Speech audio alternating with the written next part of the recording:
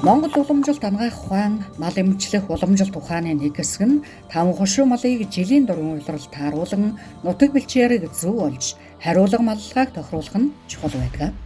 Үүний жишээ нь адуун сүрэгт сайн хэмээн бүрэн тоноглолтой эмээл хазаар бэлтгэх. Үхэрт сайн ивэлтэй хэмээн өмхий хөрөнгөн арьс элдэж гэртээ хадгалах. Хот хороо зэл уяандаа сан тавьж ариутгал хийх. Таван хошуу мал сүргийн өсгийн бэлэгдэл болгон дүр дүрсийг сэлүүлэн хадгалах.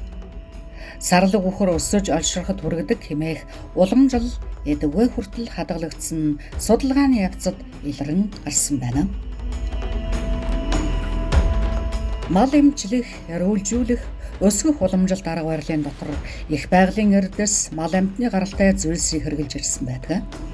Тухайлбал харин сүргийн хот хороо, хурдан барины уяа, тэмээ болон үхрийн зэлний эхэнд үхрийн аргалаар утаа май гаргаж утаж ариутгах. Малын дэлэн айхад их баг дом, эр дом, эм дом хэмээн домнох арга байлаа. Ингэж малын өвчнийг ангаан эмнэхдээ ханурын хутгаар мэс ажилбар хийхээс гадна энгийн дом шившилгийн аргаагч хослуулан хэрглэж ирсэн байна. Энэ бүхэн Монгол малчны мэдлэг ухааны нэгэн юм аа.